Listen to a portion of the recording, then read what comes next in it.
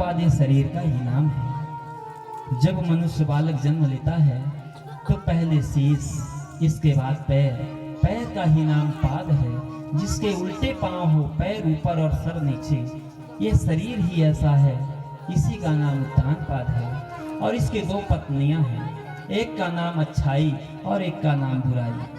अच्छाई बुराई हर प्राणी के अंदर होता है।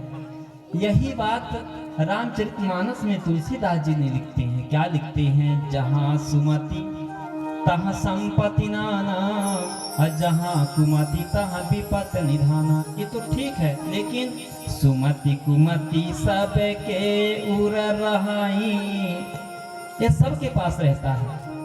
और ऐसा कौन व्यक्ति है जिसके पास ये न हो? सुमति कुमति सब के उर रहाई, सुमति कुमति सब के उर रहाई। नाथ पुराण निगम यश कहाई, नाथ पुराण निगम यश कहाई। जहाँ सुमति तहाँ संपत्ति नाना, जहाँ सुमति तहाँ संपत्ति नाना, जहाँ सुमति तहाँ संपत्ति नाना, जहाँ सुमति तहाँ संपत्ति नाना, जहाँ कुमति तहाँ विपत्ति निधाना, जहाँ कुमति तहाँ विपत्ति निधाना। जहाँ कुमति तहाँ विपत्ति निधाना। जहाँ सुमति तहाँ संपत्ति नाना, जहाँ गुमति तहाँ विपत निधाना। और सुमति कुमति सबके उर रहे, उरत अर्थात ये शरीर। अच्छाई बुराई हर प्राणी के अंदर रहता है। वही चीज श्रीमद् भागवत महापुराण में सुनीति और सुरुचि रख दिया गया है। सुनीति और सुरुचि, और रामचरितमानस में सुमति और कुमति। और हम अपनी भाषा में क्या कहते हैं? अच्छाई और बुराई हर आदमी के अंदर रहता है। लेकिन उत्तान पाद किसकी बात मानता था? सुरुचि की बात मानता था, सुनीति की बात नहीं मानता था। सुनीति क्या है? सुंदर नीति ही सुनीति है।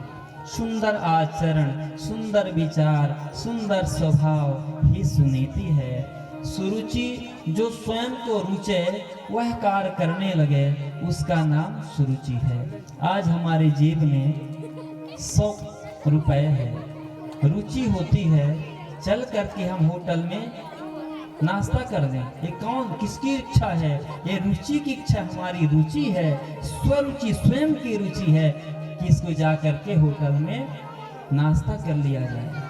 लेकिन नीति नहीं कहती है, सुंदर नीति कहती है उसी पैसे की सामान सामग्री ला करके घर में बना करके सब लोग इकट्ठा बैठ करके पाएं। ये नीति कहती है। लेकिन हम नीति की बात पर ध्यान नहीं देते, हम वही करते हैं जो हमको रुचता है।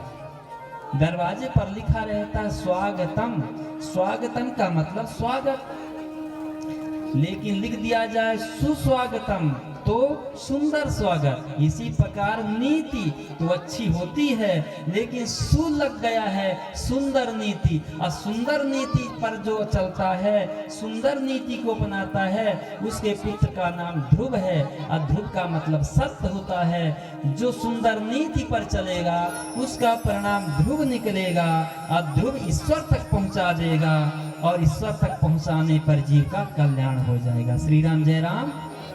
इसलिए सुमति कुमति सबके उर रही, हमको सुमति की बात पर चलना है, सुंदर नीति को अपनाना है। इसी में हमारा कल्याण होगा, इसी में हमारे समाज का कल्याण होगा। भागवत पुराण से हमको यह शिक्षा प्राप्त करना है कि कुमति को छोड़ करके सुमति को अपनाएं, जिसमें जीव का उद्धार।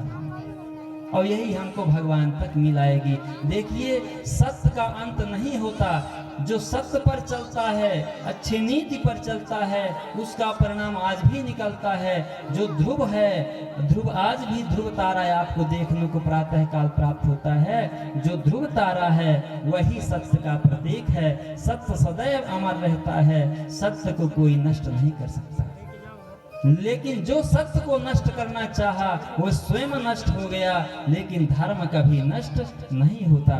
धर्म के मिटावे में हिरण्यकश्यप का विनाश भयो, धर्म के मिटावे में असुर दल मारो गयो, धर्म के मिटावे में कौरवन की हार भई, धर्म के मिटावे में रावण वंशों चलो गयो। कृपालु जो जो भयो धर्म के मिटावन हार, धर्म ना मिटा वे स्वयं मिट चले गयो। धर्मो रक्षत रक्षितः, जो धर्म की रक्षा करता है तो धर्म भी उसकी उसी प्रकार रक्षा करता है जैसे हम धर्म की रक्षा करते हैं। इस कथा से हमको यह शिक्षा प्राप्त होता है। अब कथा का